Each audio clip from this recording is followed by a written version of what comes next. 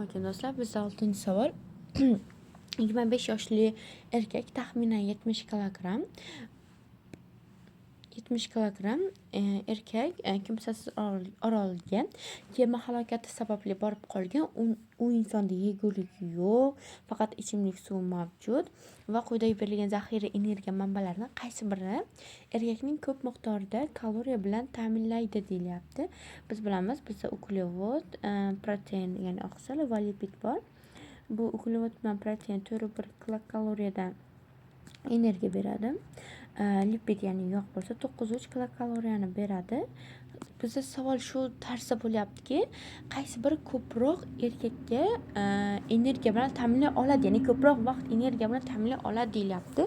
Bu shubhasiz yog', ya'ni lipidlar bo'ladi. Xo'sh, buni nima uchun bundayligini aytamiz. Bilamiz, glikogen zaxirasi bor. Bu asosan uglevodlardan glikogen zaxiralanadi. Bu asosan muskul va jigarlar uchun energiya bo'ladi, zaxira uchun zaxiralanib turadi va shunaqa vaziyatlarimiz uchun jigar va muskul shundan glikogendan energiya ololadi. Lekin glikogen organizm faqatgina 500 grammgina saqlana oladi, zaxiralanadi.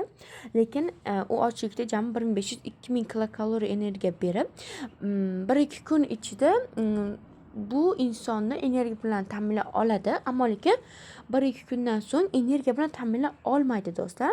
Ya'ni bu kam kaloriyali deyishimiz mumkin. Ya'ni bu uglevodimiz 1-2 kunga boryapti xolos, energiyaning miqdori.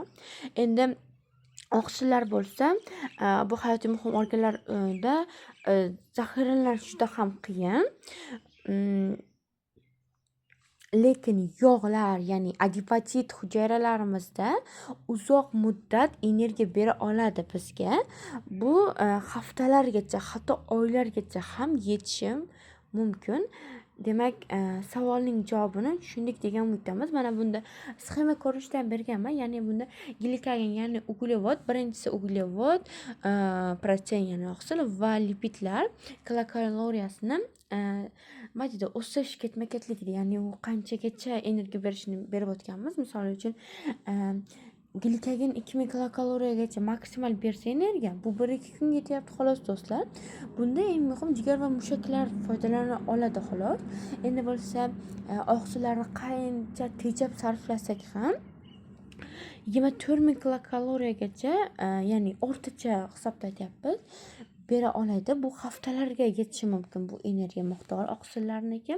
Bular mushaklarning to'qimasida to'planadi zaxira holatda. Endi biz bilgan ana shu yog'lar triatil glitserol, ya'ni yog' to'qimasida eng kamida oylar va haftalardan da ko'proq miqdorda to'planadi va o'rtacha 1000 kilokaloriyadan ko'proq bizga energiya bera oladi do'stlar. Xo'sh, demak, savolning asosiy javobi bu yog'lar bo'lyapti. Adiposit hujayralarimizni bizga oylargacha yetadigan energiyani saqlay oladigan yog'lar.